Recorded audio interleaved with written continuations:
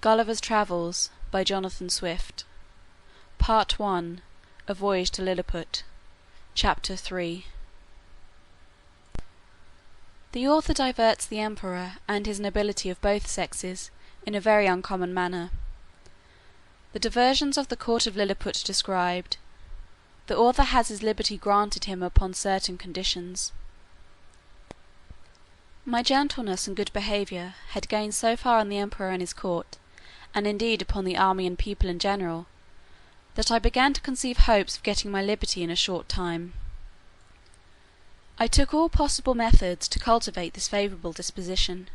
The natives came, by degrees, to be less apprehensive of any danger from me.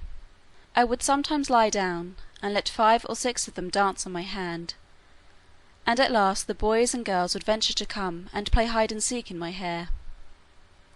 I had now made a good progress in understanding and speaking the language. The emperor had a mind one day to entertain me with several of the country shows, wherein they exceed all nations I have known, both for dexterity and magnificence.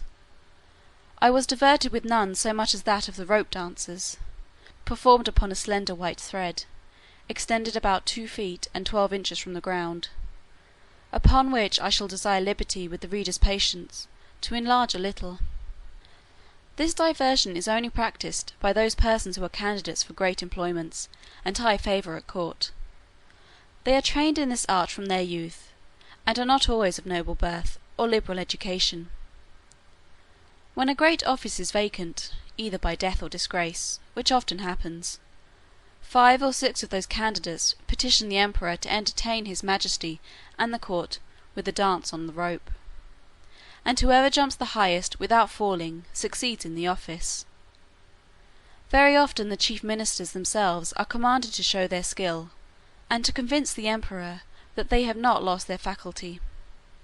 Houyhnhnms, the treasurer, is allowed to cut a caper on the straight rope, at least an inch higher than any other lord in the whole empire. I have seen him do the somersault several times together, upon a trencher fixed on a rope which is no thicker than a common pack-thread in England. My friend Reldresal, principal secretary for private affairs, is, in my opinion, if I am not partial, the second after the treasurer. The rest of the great officers are much upon a par. These diversions are often attended with fatal accidents, whereof great numbers are on record. I myself have seen 2 or 3 candidates break a limb.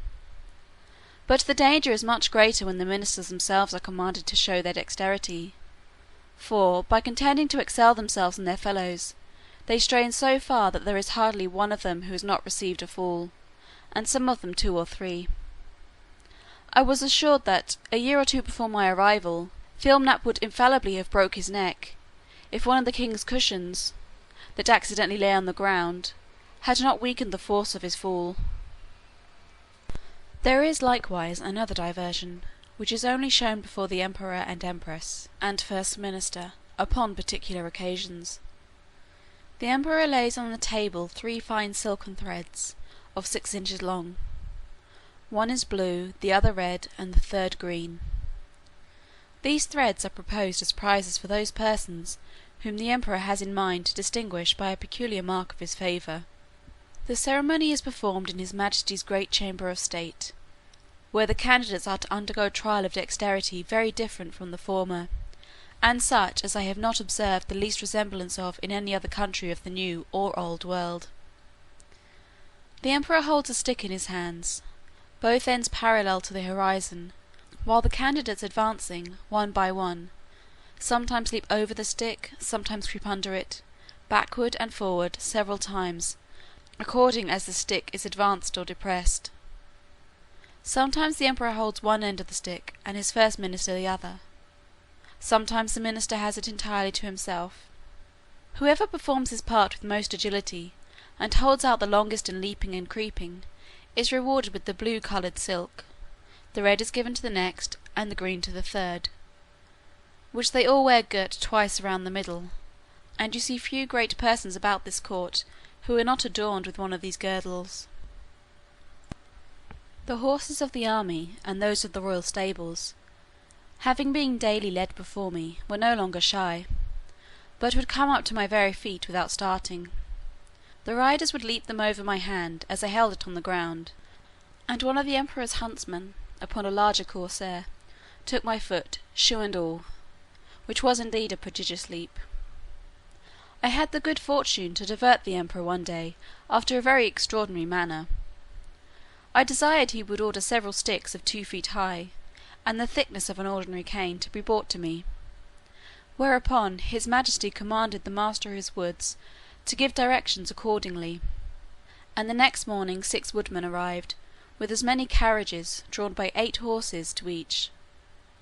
I took 9 of these sticks, and fixing them firmly in the ground, in a quadrangular figure, 2 feet and a half square, I took 4 other sticks, and tied them parallel at each corner, about 2 feet from the ground. Then I fastened my handkerchief to the 9 sticks that stood erect, and extended it on all sides, till it was tight as the top of a drum; and the 4 parallel sticks, rising about 5 inches higher than the handkerchief, served as ledges on each side.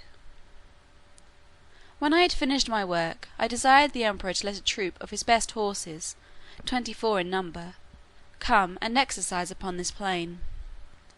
His majesty approved of the proposal, and I took them up, one by one, in my hands, ready mounted and armed, with the proper officers to exercise them.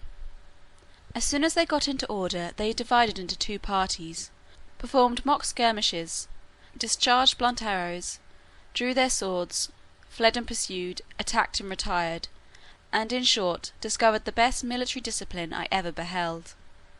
The parallel sticks secured them and their horses from falling over the stage; and the emperor was so much delighted that he ordered this entertainment to be repeated several days, and once was pleased to be lifted up and give the word of command, and with great difficulty persuaded even the empress herself to let me hold her in her close chair within 2 yards of the stage, when she was able to take a full view of the whole performance. It was my good fortune that no ill accident happened in these entertainments. Only once a fiery horse, that belonged to one of the captains, pawing with his hoof, struck a hole in my handkerchief, and his foot slipping, he overthrew his rider and himself; but I immediately relieved them both, and covering the hole with one hand, I set down the troop with the other, in the same manner as I took them up. The horse that fell was strained in the left shoulder, but the rider got no hurt, and I repaired my handkerchief as well as I could. However, I would not trust to the strength of it any more, in such dangerous enterprises. About 2 or 3 days before I was set at liberty, as I was entertaining the court with this kind of feat, there arrived an express to inform his majesty that some of his subjects, riding near the place where I was first taken up, had seen a great black substance lying on the ground, very oddly shaped, extending its edges round, as wide as his majesty's bedchamber, and rising up in the middle as high as a man; that it was no living creature, as they at first apprehended, for it lay on the grass without motion, and some of them had walked round it several times; that, by mounting upon each other's shoulders, they had got to the top, which was flat and even, and stamping upon it they found that it was hollow within; that they humbly conceived it might be something belonging to the man-mountain, and if his majesty pleased, they would undertake to bring it with only 5 horses. I presently knew what they meant, and was glad at heart to receive this intelligence. It seems, upon my first reaching the shore after our shipwreck, I was in such confusion, that before I came to the place where I went to sleep, my hat, which I had fastened with a string to my head while I was rowing, and had stuck on all the time I was swimming, fell off after I came to land; the string, as I conjecture, breaking by some accident which I never observed, but thought my hat to be lost at sea. I entreated his imperial majesty to give orders it might be brought to me as soon as possible, describing to him the use and nature of it; and the next day his waggoners arrived with it, but not in very good condition. They had bored 2 holes in the brim, within 1.5 inches of the edge, and fastened 2 hooks in the holes. These hooks were tied by a long cord to the harness, and thus my hat was dragged along for above half an English mile. But, the ground in that country being extremely smooth and level, it received less damage than I expected. 2 days after this adventure, the emperor, having ordered that part of his army which quarters in and about his metropolis to be in readiness, took a fancy of diverting himself in a very singular manner. He desired I would stand like a colossus, with my legs as far asunder as I conveniently could. He then commanded his general, who was an old experienced leader, and a great patron of mine, to draw up the troops in close order, and march them under me, the foot by 24 abreast, and the horse by 16, with drums beating, colours flying, and pikes advanced.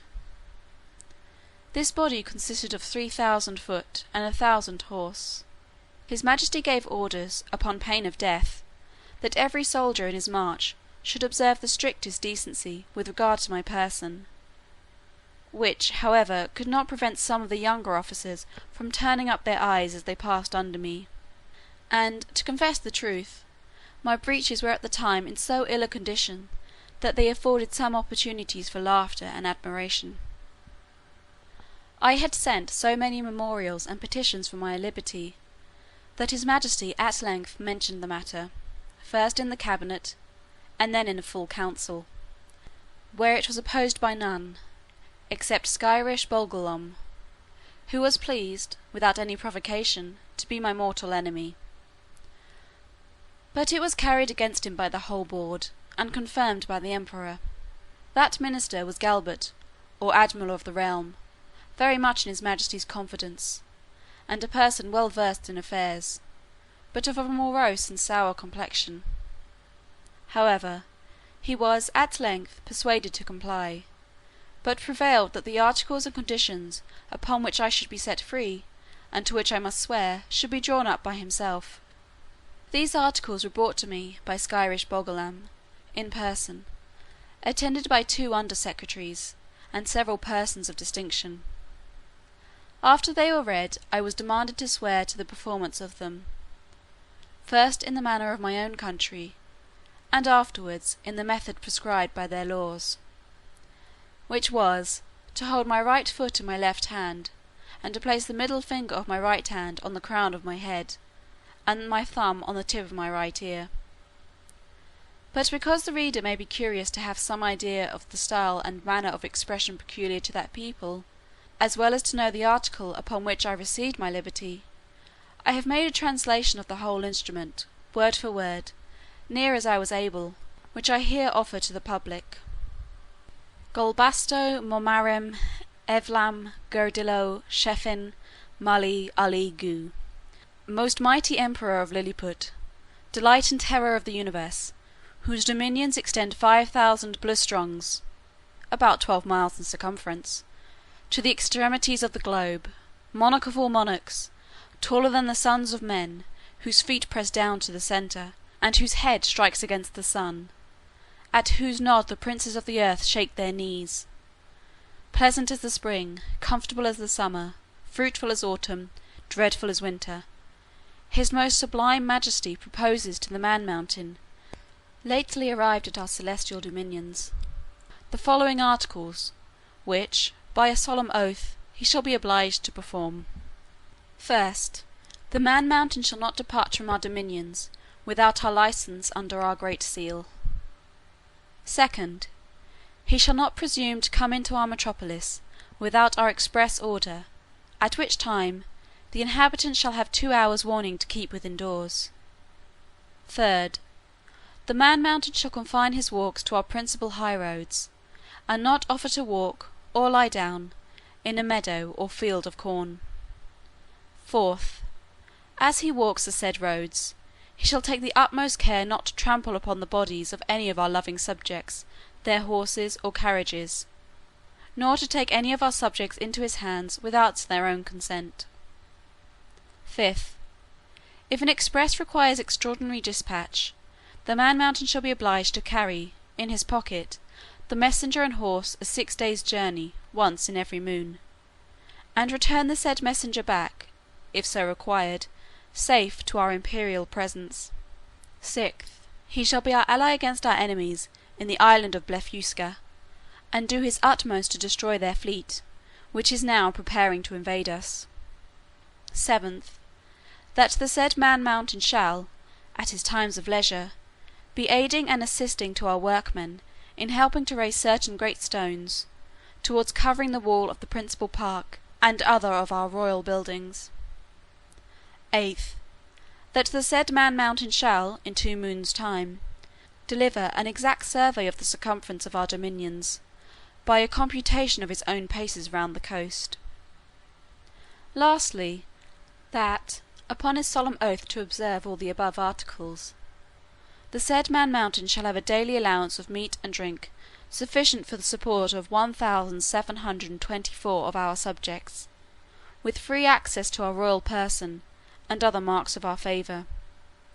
Given at our palace at Belfaborac, the 12th day of the 91st moon of our reign.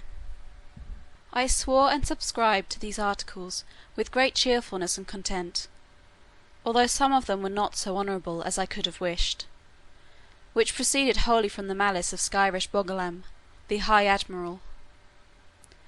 Whereupon my chains were immediately unlocked, and I was at full liberty. The emperor himself, in person, did me the honour to be by at the whole ceremony. I made my acknowledgments by prostrating myself at his majesty's feet, but he commanded me to rise, and after many gracious expressions, which, to avoid the censure of vanity, I shall not repeat, he added, that he hoped I should prove a useful servant, and well deserve all the favours he had already conferred upon me, or might do for the future. The reader may please observe, that, in the last article of the recovery of my liberty, the emperor stipulates to allow me a quantity of meat and drink sufficient for the support of 1,724 Lilliputians.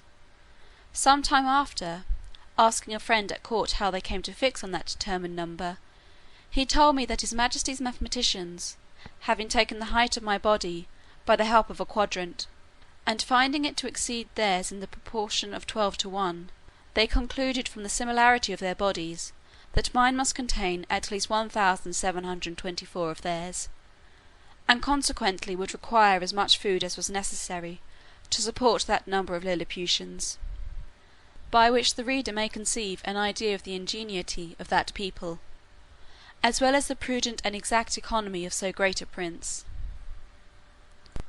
End of chapter 3, part 1.